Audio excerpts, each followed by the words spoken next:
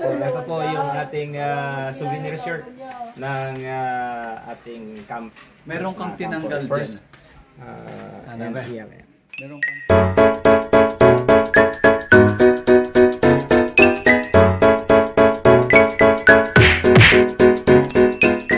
That time. Amen. Praise the Lord, mga kapatid. Ngayon po, tayo po ay magse-celebrate. We will be celebrating this Sabbath day with our fellow pathfinders and master guides and together with our fellow members ng atin pong iglesia dito sa Gabriela. Ayan po. Welcome po ang bawat isa sa atin pong pagsamba. Today is a very special event, a special day wherein we are having this kind, one of a kind,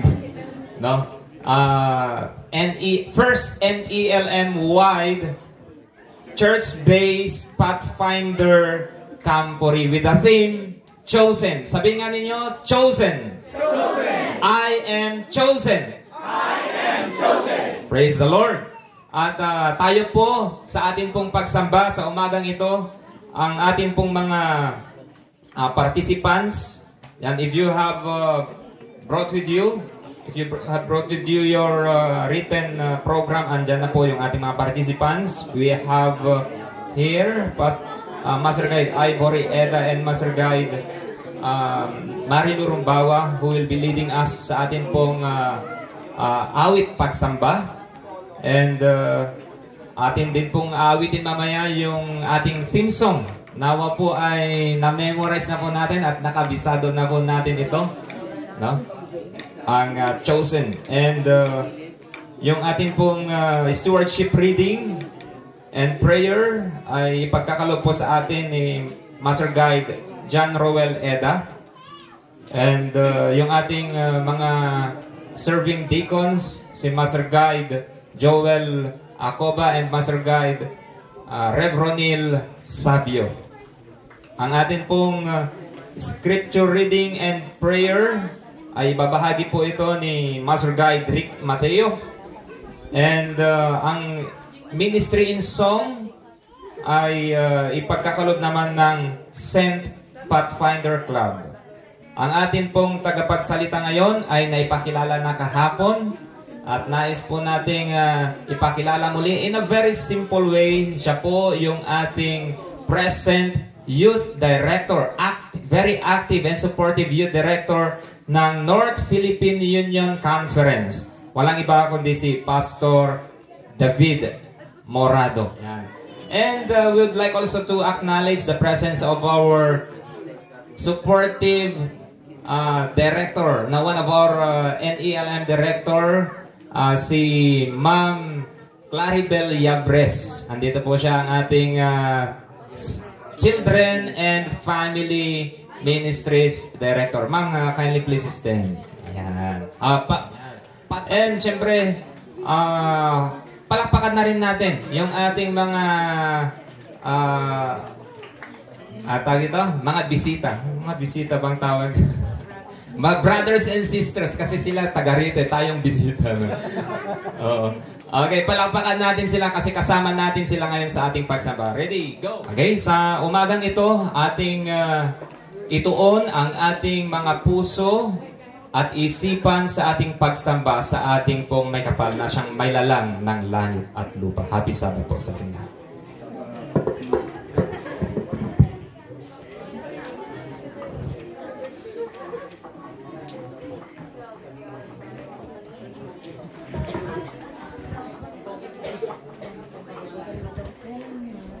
For our first song, let us sing Wake the Song, hymn number 34.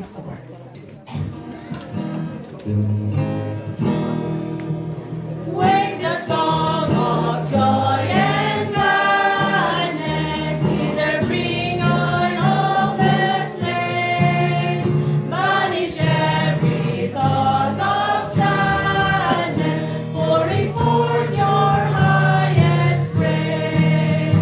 Sing to Him whose care has brought us once again.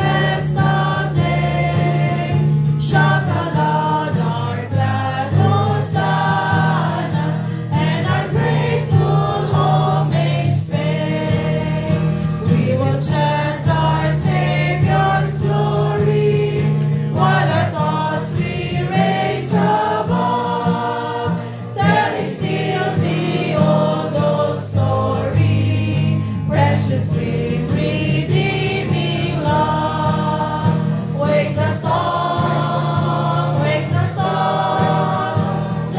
song of joy and gladness. Wake the song, the song of jubilee. Thanks to thee, O Holy Father, for the mercies of the year. May each heart as here we gather swell with gratitude sincere. Thanks to thee, O loving Savior, for redemption through thy blood. Breathe upon us, Holy Spirit, sweetly draw us near to God. Wake the song, the song of joy and gladness. Wake the song, the song of jubilee. For our next song, let us sing The Lord in Zion Reigneth. The Lord in Zion reigneth, let all the world rejoice, and come before his throne of grace with tuneful heart and voice. The Lord in Zion reigneth, and there his praise shall ring. To him shall princes bend the knee, and kings their glory bring. The Lord in Zion reigneth, and who so great as he? The depths of earth are in his hands, he rules the mighty sea. Oh, crown his name with honor, and let his standard wave, till distant as beyond the deep shall on his point to say. The Lord in Zion reigneth, his hearts to him belong. Oh, enter now his temple gates, and fill his courts with song. Beneath his royal banner, let every creature fall. Exalt the King of heaven and earth, and crown him Lord of all. Let us all stand as we sing our theme song.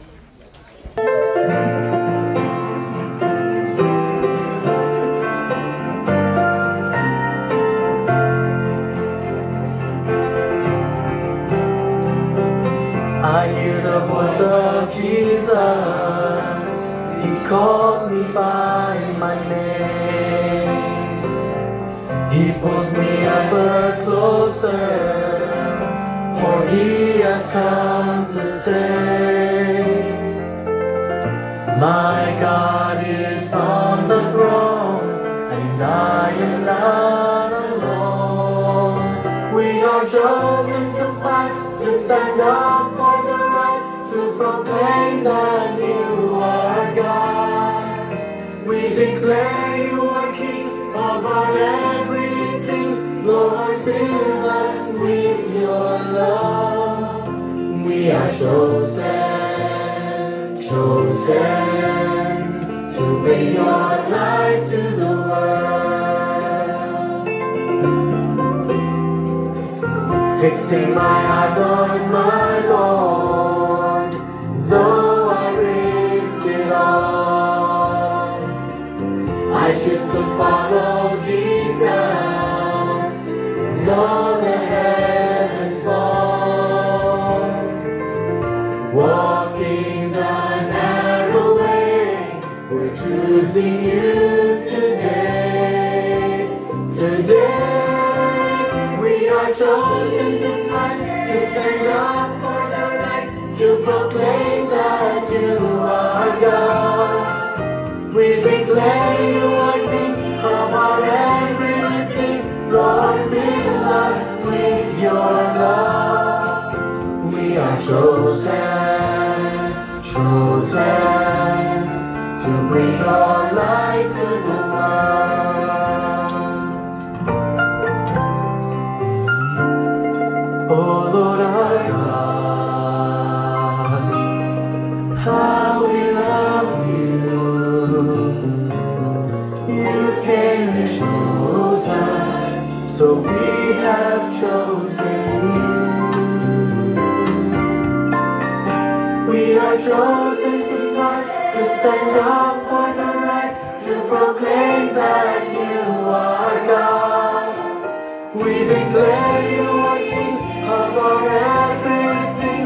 Lord, fill us with your love. We are chosen, chosen to bring your light to the world. We are chosen, chosen to bring your light to the world.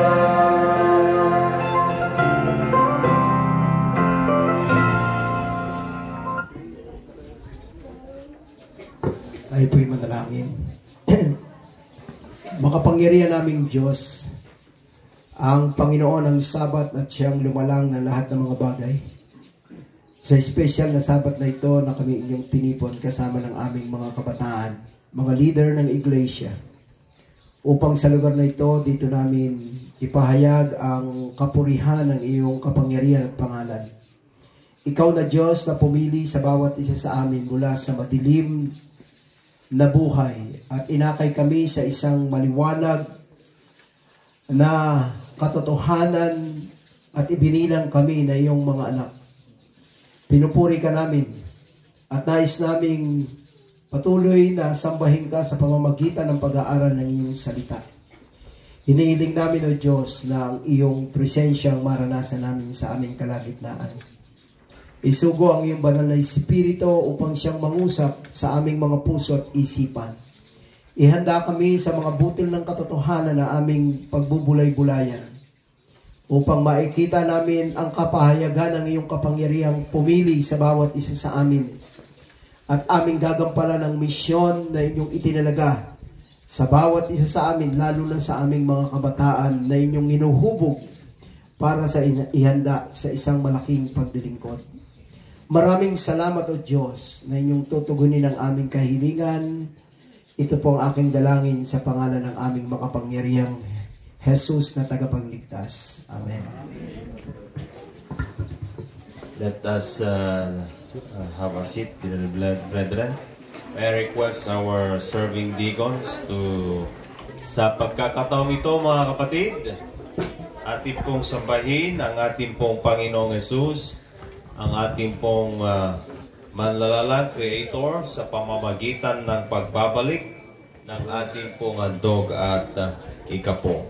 Ating pong babasahin ang aklat ng Levitico chapter 27 verse 30. Ang sabi po rito, lahat ng ikasampung bahagi ng lupain magiging sa binhi ng lupain o sa bunga ng punong kahoy ay sa Panginoon. Ito ay banal sa Panginoon. Ating pong ibigay ang ating pong handog at ikapo at ang ating pong serving deacons ay nakahanda na pong maglingkod sa atin. Praise God from whom all blessings flow, praising the creatures here below. Oh, praise Him, hallelujah, praise Him among the heavenly hosts, praise Father, Son, and Holy Ghost. Oh, praise Him, hallelujah.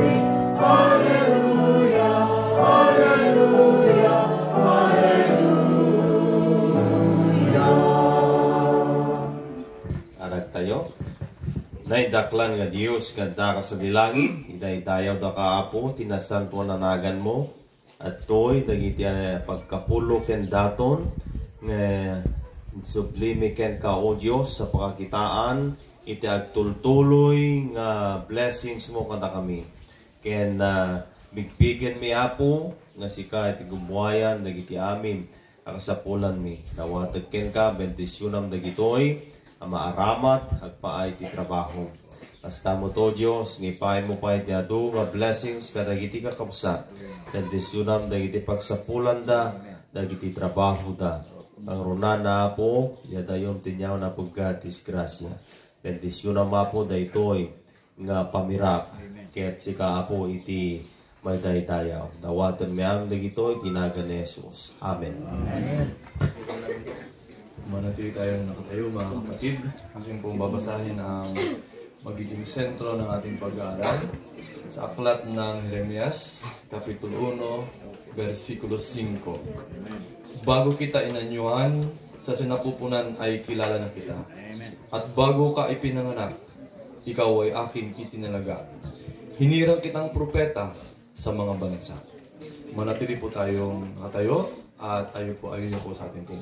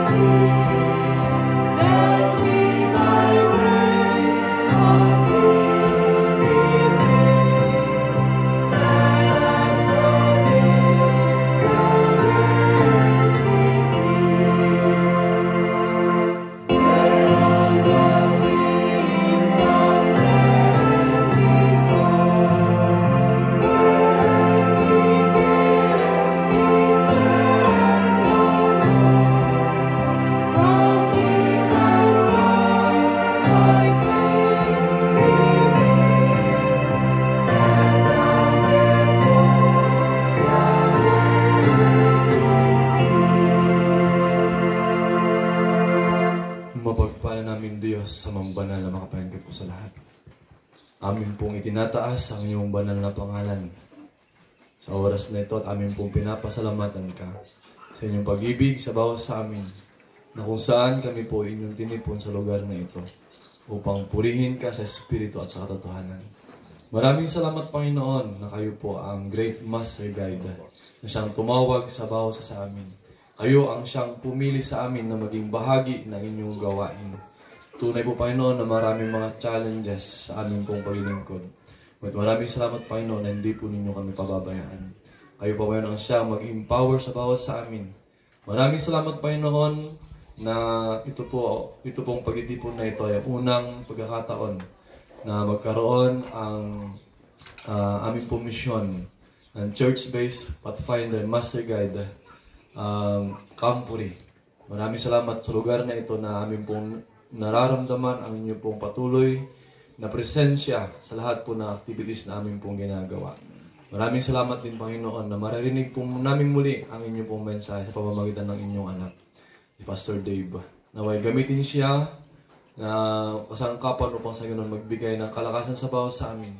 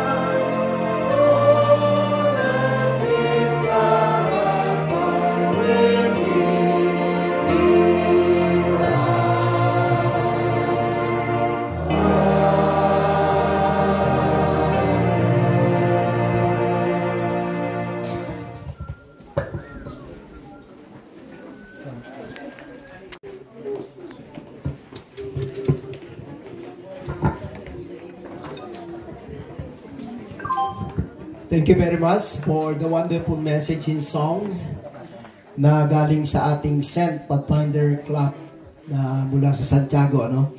Kawayan pala, Kawayan. Nakakatuwa na makita ang ating mga kabataan na ang kanilang mga talentong tinanggap, spiritual gifts sa Panginoon ay nagagamit sa ating paglilingkod. I would like to appreciate the presence of some of our directors here in our midst and also our brethren from Dipon Buba, Dipon Church, Gabriela. Okay, welcome po. Happy Sabbath. Thank you for your support to this special program designed by our office, the Youth Department of NELM. This is the first NELM-wide Pathfinder Camporee. Bagamat kakaunti tayo, ilan pa ang na-organize sa church base, but hoping that this coming years ay mamumobilize ang ating mga local churches, district, sa pangunguna ng ating mga pastors na talagang magkaroon ng intentional program for leadership training. Actually, this Pathfinder program is not only for leadership training but also the 4 aspects of the life of our young people to develop. Kasi meron po yung skills development, mental development, physical development, and most importantly, the spiritual development of our young people. One of the unique progressive class in our church and in our schools, that's why our church school adopted the curriculum of Pathfindering Ministry, one of the unique. Kaya may pagmamalaki natin, this is a divine, God-designed program given to our church. Kaya may pagmamalaki natin na sa buong mundo, at ito po ang organization na ito, not only here in the Philippines, but worldwide. Kaya, Pathfinder, don't worry, you are belong to the worldwide organization of Pathfindering Ministry. Kaya nga this coming August, ang North American Division, meron silang every 5 years na International Pathfinder Camporee. Bagamat ito po ay kanilang local division program, they are inviting international Pathfinder and Master Guide to attend to that memorable every 5 years program in Pathfindering Ministry. Kaya meron din tayong sa Department ng Youth Ministries, meron tayong specific na nag-handle nito sa General Conference sa katauhan ni Andres Peralta. There are 3 youth directors handling the leadership in the General Conference. Sa ating division, merong 2. Sa union ay nag-iisa pa po ako, pero I plan to appoint or elect paaprubahan na magkaroon tayo ng assistant special in Pathfindering Ministry. Associate. Ang Division 4 ay meron na silang associate for Pathfindering Ministry. Nakaiwalay po yung senior youth leadership. At ang Pathfindering and Master Guide and Adventurer, yan po ang junior youth leadership. Amen. Na mula sa 4 years old up to 35 plus ay meron tayong programang nakalaan sa bawat isa. At yan po ang iiwan nating legacy sa mga susunod na henerasyon gaya ng mensahe ng awit. Masumpungan tayong tapat at akayin natin sa tamang daan ang mga susunod na henerasyon habang hindi pa dumarating ang Panginoon. Naghahanda tayo ng mga kaluluwa at nagsasanay tayo ng mga leader na magiging tagapanguna sa ating mga lokal na iglesia. This 2024 ay isa-celebrate ang World Pathfinder Day sa September 21, 2024. I hope, Pastor Jupiter, you mobilize all the Master Guides to have this special program. Kaya sa September 21, kayo ng mga Pathfinders, mag-involve kayo. Suotin nyo ulit ang inyong uniform. Ano ba ang uniform available? Especially the neckerchief to involve the community program. At inyong i-organize ang inyong mga clubs. Ito man ay church-based, school-based. Let's celebrate. The theme for this year is Jesus Comes With You. At tayo naniniwala sa bawat camp, hindi lamang sa Pathfindering camp, ay kasama natin ang Panginoon na nagkakampo sapagkat meron siyang layunin na tayo'y tipunin, turuan, at tayo'y educate, tayo ay train para sa malaking gawain ng pagmimisyon. So, this first nationwide church-based Pathfinder Camporee with a team chosen, in line with a team with our worldwide church, chosen for mission. Pinili ang bawat isa sa atin. The title of our study this morning is, You Are Special. Amen. Okay, Pathfinder, sabihin mo sa katabi mo, You Are Special. You are special. Sabihin niyo sa katabi niyo, You are special. Yes. Amen. In the sight of God, we are special. Tandaan niyo yan, mga kabataan, mga magulang, sino man tayo. You are special. And we are special in the sight of God. Ano ang sabi ng bata? You are special to God. Yes, you, the one reading this. Alam niyo ba, one of the challenges of our generation of young people, bagamat tayo sa Christian circle, Adventist circle, community, hindi pa rin natin mayaalis na may mga kabataan tayo at mga membro tayo ng iglesia na nalilimutan nila na sila ay espesyal na anak ng Diyos. Kaya tayo ay biktima pa rin ng depression, anxiety, suicidal, Meron tayong mga victim na mga kabataan. Pag nababalitaan ko ito, nalulungkot ako. At recently lang, di ba, itong panahon ng pandemic, marami tayong, ang mga estudyante pa ng ating paaralan, anak ng mga manggagawa, nakakalungkot. Anak ng pastor. Very sad news in our community of believers. Many times, or sometimes, our young people, they feel they are being alone. They are not loved. Alam niyo sa pathfinding, one of the objective of pathfinding, ipaalam na kayo ay mahal ng Diyos at mahal kayo ng iglesia. Amen? Amen. Young people, you are special in the sight of God, and we are special. Every one of us, especially every members of the family of this church. Sa Jeremiah 1:4-5, dito po tayo magpo-focus sa katauhan ni Jeremiah, the crying prophet, ang tawag nila. Ang sabi ng Panginoon doon sa Jeremiah, the word that the Lord came to me, saying, Before I formed you in the womb, I knew you. Before you were born, I set you apart. I appointed you as a prophet to the nation. Ito yung conversation, direct conversation ng Panginoon kay Propeta Jeremiah.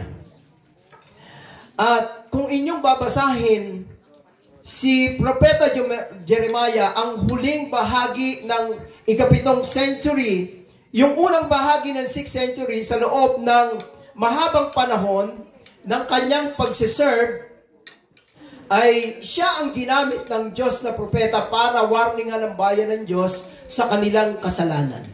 Hindi madali. Because during that time when the Lord called Jeremiah, he was too young. Kabataan pa siya. Kaya ito ang ating focus ng ating pag-aaral. Ang sabi rito sa kasaysayan, kung meron kayong mga Bible, I would like to invite you to open your Bible. Ito man ay electronic, so ito man ay hard copy na Bible. Ang sabi rito ay, Jeremiah was born in the village of Anatot, where his father was a priest. Sa Jeremiah chapter 1 verse 1. Sa lahi siya ng mga pari, ipinanganak si Jeremiah. At ang sabi rito, ang town niya ay sa teritoryo ng Benjamin o Benjamite, the smallest, sabihin natin, tribe in 12 tribes of Israel. Sino ang natatandaan ninyong isa ring lalaki na nagmula sa tribe ni Benjamin na tinawag ng Diyos? Saul. Si Saul. Sino pa? Si Paul. Sino pa? Meron pa kayo natatandaan? Si David. Diba? Maliit. Isipin natin, maliit na bansa, maliit na tribo, pero doon pumili ang Diyos ng kanyang gagamiting lingkod. So, young people, isa yun na dapat nating ma-realize. The Hebrew name Jeremiah may mean the Lord exalts or the Lord establishes. And it may refer to the fact that Jeremiah was one of the few people mentioned in the Bible as being sanctified or set apart by God before his birth for a special mission and purpose in life. Naitanong nyo na ba, mga bata, kinausap nyo na ba ang inyong mga magulang at ang inyong mga lolo kung buhay pa ninuno? Bago kayo pinanganak, ano ang kasaysayan ng inyong buhay? Ako, tinanong ko yung aking mother nung nabubuhay pa. Sabi ko, Nay, pinanganak ako ay ako ang pang-apat sa 5 magkakapatid. Akala ko ako na yung bunso. After 5 years, lumabas yung youngest namin. Hindi sinasadya, pero sinadya na rin siguro. Ay, akala ko ako na ang youngest.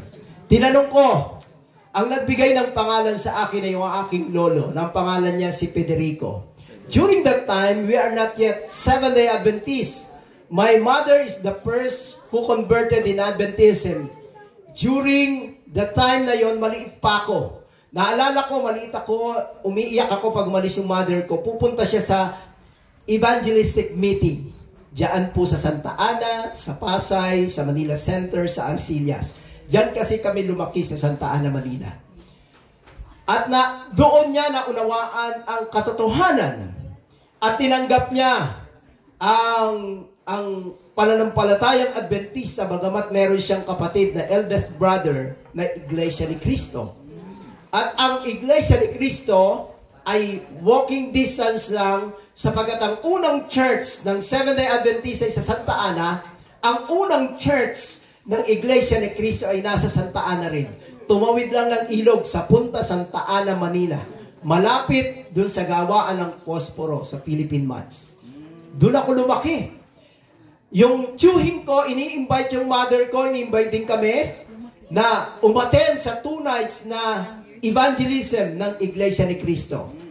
But my uncle, who is the older brother of my father, ay ini-invite din yung mother ko umattend sa evangelism meeting na siya ay Seventh-day Adventist layman. Kilala niyo siya. Si Kamenong. Amen. Pilomeno. Ayan, anak, yung father ni Kuya Benny, yung nasusulat, yan yung,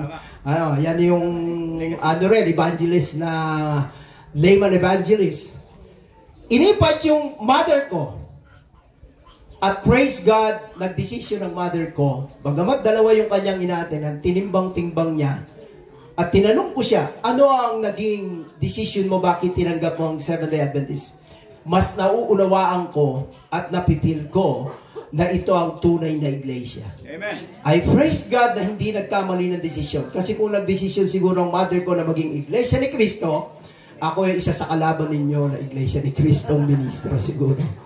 But, hindi yun ang plano ng Diyos. Amen. Young people, hindi yun ang plano ng Diyos. At dito, gaya ng karanasan ni Jeremiah, before he was born, the Lord set apart Jeremiah. Parang, ang sabi ng ibang mga commentator, para itong predestination. Kasi wala ka ng choice. Ano man ang mangyari, basta parang pinilit ka na ikaw ay, ito ang iyong magiging kahihinatnan. Ito ang magiging buhay mo. Hindi pa pinapanganak. Hindi pa pinaglilihi. Ibinukod na si Jeremiah. Ang sabi nga rito, the prophet Jeremiah was called for a special purpose. What lessons can we learn from God's calling of Jeremiah? Is his story relevant to young people today? Ito ba ay may kinalaman sa ating mga kabataan ngayon, yung pagkatawag kay Jeremiah? God called in a different ways. Calling people, young people, in a different ways. Ano ang relasyon nito ngayon sa inyo, mga kabataan? Nagsasalita ako sa inyo. Ano ang kasaysayan ni Jeremiah na pwede nating kapulutan ng aral? Na pwedeng mangyari sa atin yon, gaya ng nangyari kay Jeremiah. Ang sabi nito, is it not remarkable that when God began to talk to this young man and send him to his ministry, the first thing he did was to sit down and share with him that God loves you and has a wonderful plan for your life. So mga kabataan, ine-emphasize dito sa kasaysayan ng buhay ni Jeremiah na mahal siya ng Diyos. So tapikin niyo yung katabi niyo, mahal ka ng Diyos. God loves you. So dapat nating unang maunawaan, mahal tayo ng Diyos. Mahal ka, mahal ako, ang bawat isa sa atin, God loves you. Amen? Amen. Yan ang una na ipinaunawa, mahal ng Diyos. Kasi kung hindi mahal ng Diyos si Jeremiah, hindi siya lumitaw sa lahi ng mga pari.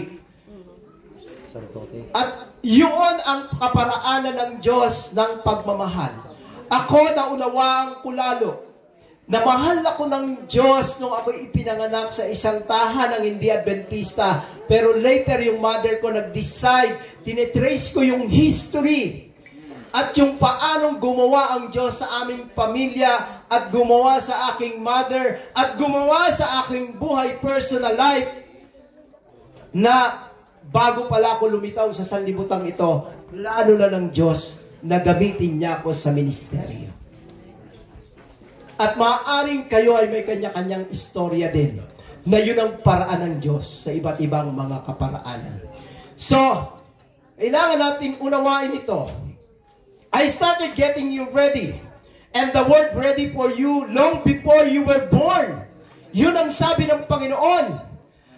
Bago ka pa, ipinanganak, nakahanda na ang lahat. God prepares the way. Diba? Inihanda na ng Panginoon at ang sanlibutan na kamumulatan mo. Sabi niya kay Jeremiah, I work through your father and your mother. Ang Diyos, bihira. Pinakilala kay Jeremiah na gumawa ang Diyos sa kanyang mga magulang. Biro mo, mula sa pagiging pari, ang kanyang ama. Your grandfathers and grandmothers. Your great-grandfathers and great-grandmothers. For generation back, I have been preparing you. So you trace your, yung family tree na tinatawag. Alamin ninyo sino yung lolo ninyo, saan sila sinilang, saan sila tumira, ano ang naging gawain nila. Alamin natin. Hindi masama na alamin natin. Yung aking tiyuhi na si Kamenong, sila ay tumira sa tabi ng Laguna Lake. Hindi sila Adventist. Nanguhuli sila ng hipon at ng suso sa Laguna Lake para ibenta nila sa may mga alagang itik. Yan ang kinakain ng mga patoy, itik, yung suso. At yung hipon, sinasangad nila yan, at pag yan ay nilalagyan ng jobos, kasi dyan po ako lumaki, dyan ako nagbabakasyon, binibenta yan, mahal yan. Yun ang work ni Kamenong at yung aking father. At yung ninong nung ama ko, ay meron silang bangka na nangangahig, nanguhuli ng isda, at doon nag-work yung si Kamenong. At yung may-ari noon ay isang Seventh-day Adventist na member ng Bai Church sa Laguna. Amen. Sa panahon na sila ay nagtatrabaho sa dagat, bina-Bible studyhan si Kamenong. At yun ang naging paraan. At tinanggap niya ang doktrina ng Seventh-day Adventist. And then later, isinare niya ito. Ang father ko hindi tinanggap. Later na tinanggap ng father ko ang Adventist doctrine. Ang mother ko ang siyang talagang in-invite niya. Ang mother ko ang talagang dumadalo. Kaya sa family namin, ang mother ko ang unang nadala sa pananampalatayang Adventista. At sumunod na kaming mga anak. At ang father ko, tumanggap siya later na may sakit na siya. Pero he accepted Jesus as his personal savior na binyagan siya doon sa Bacoor, Cavite. So, tinignan ko yung trinace ko kung paano gumawa sa history at sa kasaysayan ng Panginoon sa buhay ng bawat lingkod na kanyang tinatawag. Just like Jeremiah, ano yung lesson na matutunan natin sa buhay ng pagkatawag kay Jeremiah? Sabi rito, lesson number 1, God knows everything about you. Young people, wala tayong maitatago. Alam ng Panginoon ang background natin sa buhay, anuman ang ating mga ginawa sa nakaraan, saan man tayong pamilya lumitaw, saan man tayo nag-aral, anuman ang pinanggalingan natin. God knows everything about you and about us. Kaya alam ng Panginoon ang mga bagay na yan. Notice these words God said to the young Jeremiah. Before I formed you, in the womb, I knew you. Bago kay inanyuan sa bahay bata ng iyong ina, kilala na kita. So, mga kabataan, paano nyo masasabing ganun kahiwaga at ganun kakapangyarihan ng ating Panginoon?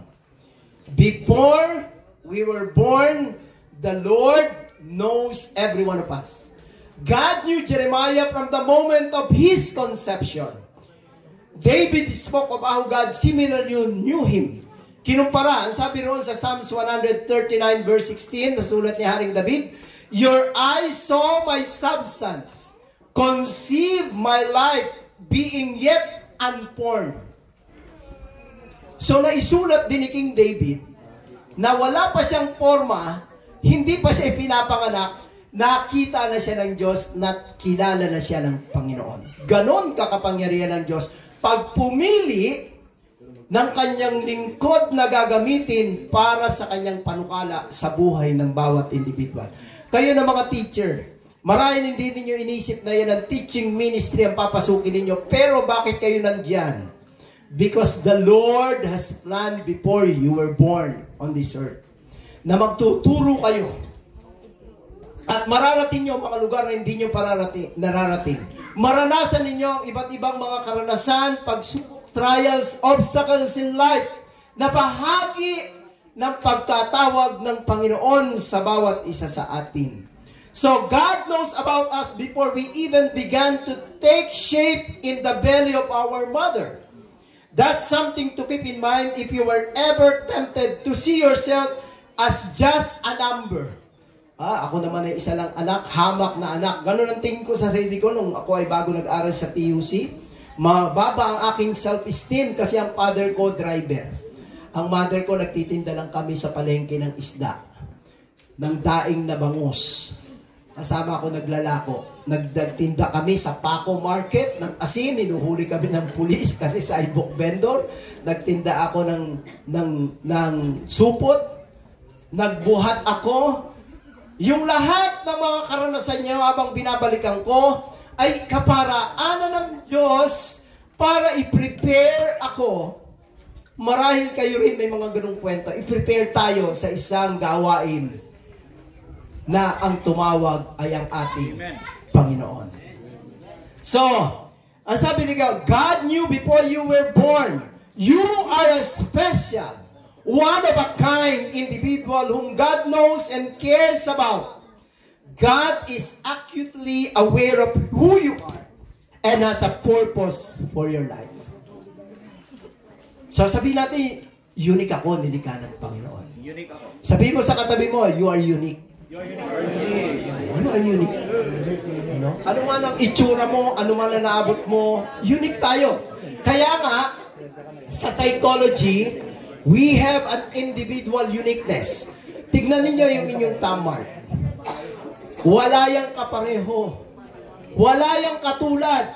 Nag-iisa yan sa buong mundo, yung thumb mark na yan. So, we are unique. You are special. One of a kind individual. So, kilala tayo ng Diyos. Alam ng Diyos na tayo ay naglulubat na. Salamat. So, okay, naglulubat na. So, yun ang lesson number 1. God knows you. Dapat talaga. Hello. Lesson number 2. You are never too young to be used by God. At hindi ka bata na Yun ang lobat. na isang kabataan hindi pwedeng gamitin ng Panginoon. Remember. Hello. So, lesson number 2, you are never too young to be used by God. Huwag mong sabihin, bata pa ako, kabataan pa ako, pastor. Marami pa akong dapat matutunan, dapat pa akong i-train, dapat pa akong makatapos sa aking profession, makapag-aral ng mataas sa pag-aaral. Alam nyo, sa karanasan ni Jeremiah, yun ang kanyang argument sa Panginoon when God called him. God told Jeremiah, before you were born, I sanctified you. I ordained you as a prophet to the nation. The objective was clear. Jeremiah was to go to the people and prophesy to them. But Jeremiah immediately protested. Nagprotesta agad si Jeremiah. Ang una niyang rebuttal sa tawag ng Panginoon, bata pa ako. I was too young. So isipin ninyo mga kabataan, ay ang Panginoon hindi tumatawag ng yung mga magagaling na. O ang Panginoon ay minsan pinipili niya yung mga taong mga hamak. Actually, yun ang 12 disciples ilan lang ang professional dun Si Dr. Luke lang at saka si Levi Matthew. Karamihan doon mga fishermen. Si Judas. Si Judas, treasurer. Si Judas ay accountant, sabi nila, CPA. Mga may pinag-aralan, pero karamihan sa pinipili ng Diyos since the beginning ay yung mga taong mga bata pa, wala pang masyadong karanasan, pero yun ang ina-appoint ng Panginoon. Jeremiah, like many of God's prophets throughout the Bible, tried to turn down the responsibility. Iniisip nilang wag tanggapin yung responsibilidad na yon. He tried to use his age as an excuse. Kaya tayo ng mga leader sa church, wag din tayo nagtitignan na bata pa siya, ang batang ito para bigyan ng responsibilidad. May gatas pa siya sa labi. Ibig sabihin, kulang pa siya sa karanasan, wala pa siyang alam. But remember, the Lord called Jeremiah at the age of being young. But it didn't work. Ang sabi dito, God didn't invite him, He ordered him. Hindi siya basta inimbita ng Panginoon, kundi inaatasan siya ng Panginoon na gawin niya ang isang bagay na pinagagawa sa kanya. God's response to Jeremiah's objection. Ang sabi dito, do not say I am youth, for you shall go to all to whom I send you, and whatever I command you, you shall speak. Talagang intentional ang pagkatawag at pagkautos ng Panginoon kay Jeremiah, na ang sabi niya, huwag mong sasabihin, kabataan ka pa. Young people, pathfinders, sapagkat ikaw ay hahayo, isusugo kita, at anuman ang iyong gawin ay sasabihin mo. Naranasan nyo na ba yon na tayo ay sinusugo? Ito sasabihin mo pag pumunta ka sa lugar na yon. Meron na ba tayong mga karanasan na ganon? Na bata pa tayo, inuutusan tayo?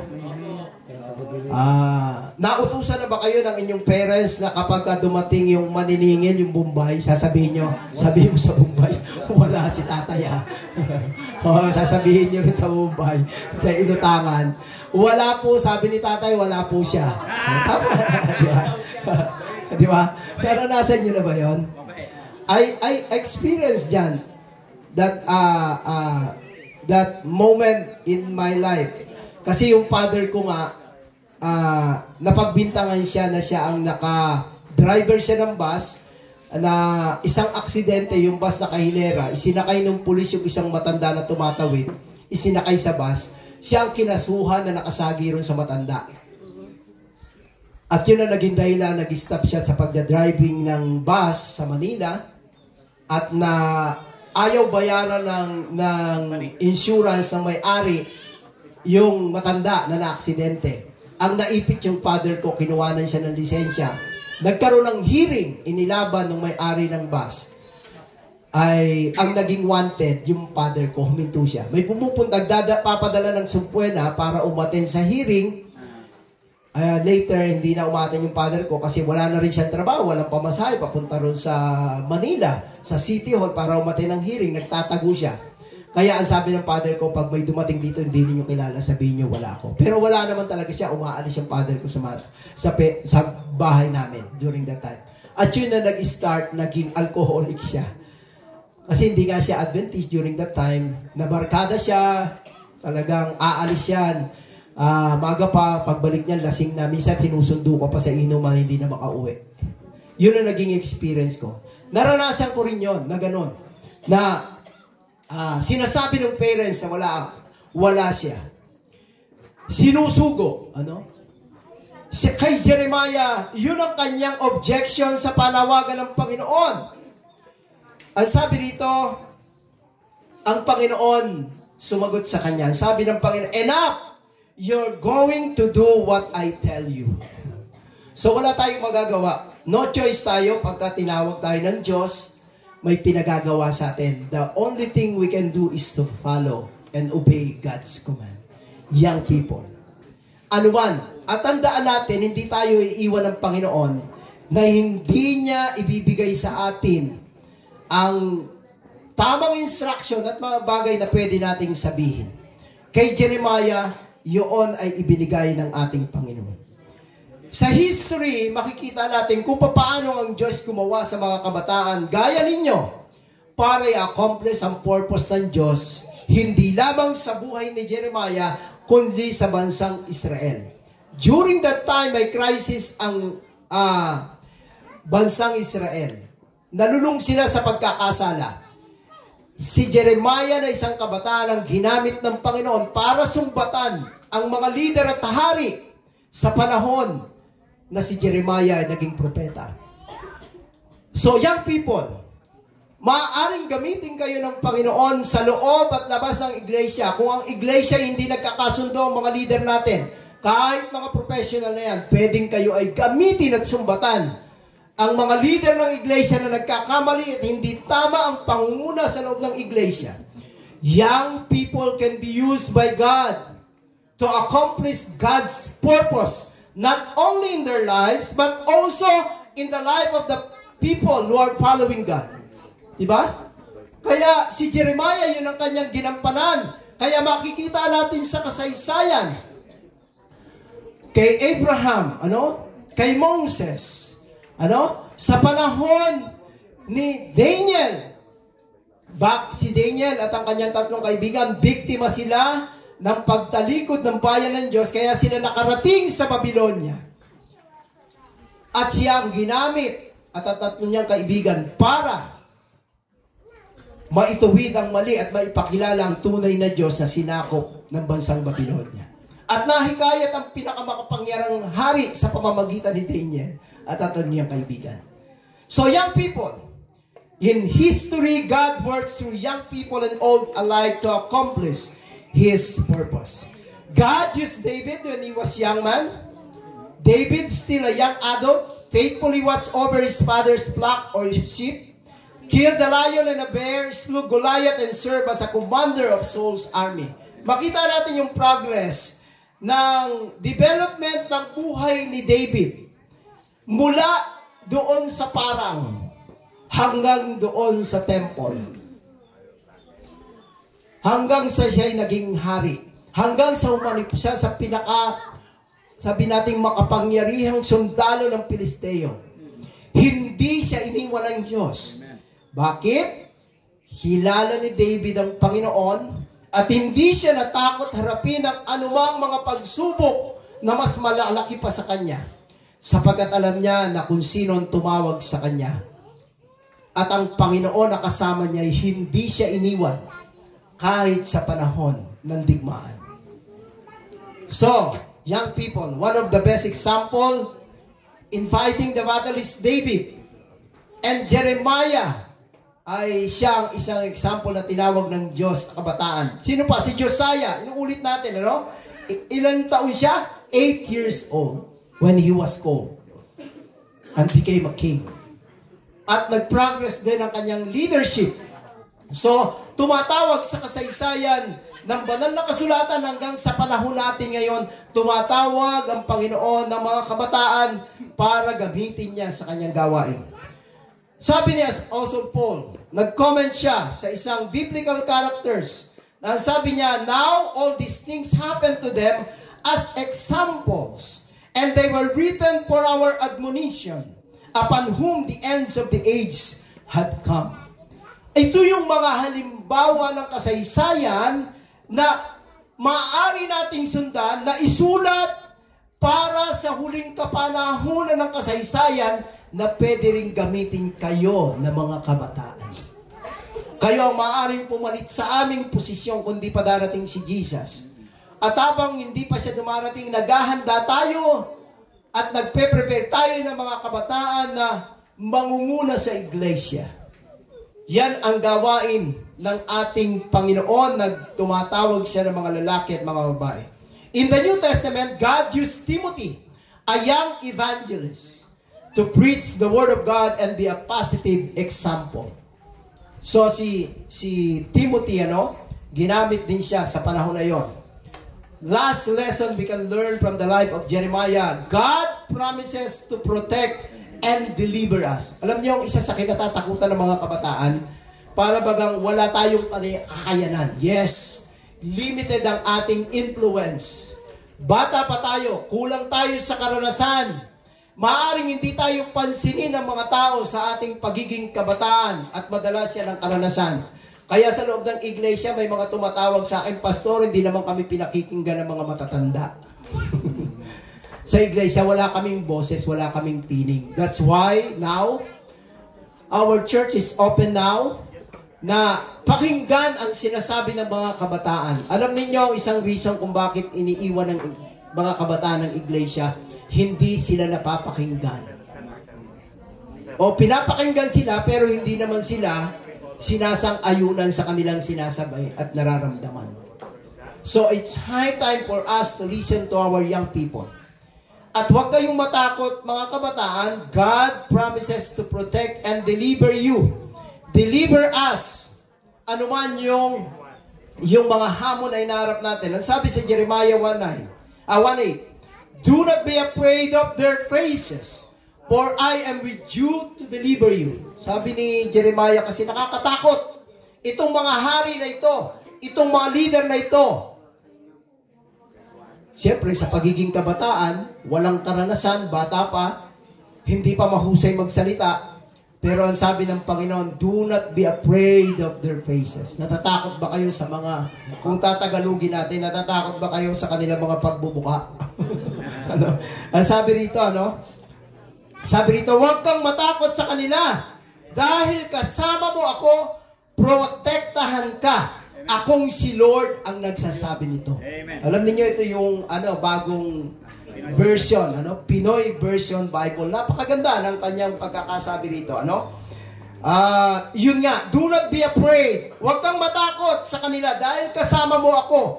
Poprotektahan kita. God's protection is always with us young people. In us, nasa sa atin. Kapag tayo nagtiwala, ibinigay natin ang ating buhay. Nung ako po ay ganyang edad pa, mapusok. Ilang beses na akong muntik-muntikang mamatay. At nung aking ma-realize, may plano pala ang Diyos sa buhay ko. Kaya hindi niya ako pinahintulutang ma-aksidente. Even in the ministry, 2 times ako nagkaroon ng car accident. Motorcycle, car accident, yung head-on collision. Nagpapastor ako sa isang church sa Quezon. Uuwi ako sa bahay Saturday night after na ako'y maglingkod. Nakatira yung si ma'am nagtuturo sa Lukban. Ako naman nandun sa Ginyangan. Almost 2 or 3 hours travel yon. Yung aking sinasakyang bus ay nagkaroon ng head-on collision. Nabasag yung salamin ng bus, na pumatak sa akin dito yung mga bubog, nabutas itong aking daliri, pumasok yung nakasurvive ako. Another thing, may crusade doon sa Katanawan. Kasama ko ang ilang mga kabataan, 8. Sumakay kami sa isang jeep. Nagbalentong yung aming jeep ng 3 ikot. Pag-ising ko, akala ko, patay na ako. Mabuti nagising pa ako. Yun ang mga experiences na hindi pinahintulot ng Panginoon. Amen. Na maaaring matakot tayo pag maaari tayong mag-give up sa mga karanasang ito. Pero the Lord has promises. Do not be afraid. for I am with you to deliver you. So yan ang pangako ng Panginoon. Minsan tayo natatakot dahil tayo sa kabataan pa. God was aware that Jeremiah still had his worries. What follows is one of the most strengthening and reinforcing comments someone could say to a sensitive young man like Jeremiah. Tandaan natin, Jeremiah is a crying prophet. Iyakin siya. Madali siyang lumuha. Masyado siyang emotional na kabataan. May mga kabataan tayong ganun eh. Konting bagay lang, nawala yung cellphone, umiiyak na. Ano? Hindi nagme-message yung best friend, naiyak na. Hindi nabigyan ng baon, iyakin na. Ano? Konting bagay lang, may nasira, umiiyak na. Pero ang sabi rito sa verse 18, for behold, I have made you this day a fortified city, and an iron pillar and bronze walls against the whole land, against the kings of Judah, against its princes, against its priests, and against the people of the land. So narito, alam ng Panginoon, maraming worries si Jeremiah sa kanyang pagiging kabataan. Gaya rin ninyo sa henerasyon na ito. Ano? Marami kayong inaalaala, wala akong cellphone, paano ko makaka-connect sa internet, sa mga assignment, ano? Makakapag-Google, pero actually hindi yun ang intensyon, ano? Hindi makakapaglaro ng ML. Walang wifi, ano? Hindi makapag-aral. Walang pamasahe, malayo ang school. Ano? Mga kapatid, mga kabataan, huwag tayong mag-alala because the Lord has great promises for each one of us, just like Jeremiah. We may feel as if God doesn't know who we are. Iniisip natin, hindi ako kilala ng Diyos, maliit lang ako. Ako'y pinanganak lang na isang magsasaka, magbubukid. Yan ang iniisip ng maraming mga kabataan. Tinitignan nila yung kanilang sarili sa kalagayan nila sa buhay. Ako, naranasan ko yun. Mababa ang self-esteem ko, kaya 5 years akong staff. I worked as a carpenter in Manila. And then after that, the group of young people came to our place. 1987. And nabagong istorya ng buhay ko. At ngayon nakatayo ako sa inyo. The Lord uses also young people to continue my study in PUC, to take theology. Na hindi ko yung pinanukala. Wala akong pangarap na maging pastor. Pero yun pala ang plano ng Diyos. So we may feel as if we are not useful to God because we are young. But we are. We may feel as if the whole world is against us. But God is for us. Huwag nating sabihin, laban sa akin ng sanlibutan, ang dami mo kong kamalasan sa buhay. Dati nung nagtatanong ako, Panginoon, bakit ako pinanganak sa mahirap na tahanan? Hindi tayo makapamili, no choice tayo, no? Bakit yung mga kaibigan ko, mayayaman yung pamilyang sinibulan nila? No choice tayo eh. Pero huwag tayong titingin doon kasi madi-discourage tayo. Huwag nating alalahanin ang mga bagay na yon sapagkat ang Diyos ay mas nakakaalam kung anong pinakamabuti sa atin. Let's keep these 3 lessons from Jeremiah in our minds and in our hearts. As a conclusion, God knows everything about you. Sabihin nyo sa katabi nyo. You are never too young to be used by God. Sabihin nyo sa katabi nyo. And the last, God promises to protect and deliver you. So, si Jeremiah pa lang yung ating pinag-aaralan. Pag-aralan niyo ang marami pang Bible character na tinawag ng Diyos. Kung kayo'y nadi-discourage sa pagtatawag sa inyo, lalo na sa inyo ng mga ininda kagabi, ang panalangin namin ay siguro after 10 months o 1 year, tayo-invite kami ulit ni Pastor Jupiter para i-invest kayo. Amen. Because you accomplish the requirements of pathfinding ministry in different classes. Amen. You are undergoing. So, may the Lord bless each one of us. Remember, mahal tayo ng Diyos. Pinili tayo ng Diyos sa isang mission. At ang mission na yan ay sundan natin. Anuman ang mga pagsubok na nasa harapan, huwag tayong matakot, kasama natin ng Diyos. Hindi niya tayo iwan, hindi niya tayo pababayaan. Isusustain niya ang lahat ng mga bagay na kailangan natin. Magtapat lang tayo just like Jeremiah. May the Lord bless us for this message this morning. This is my prayer. Amen.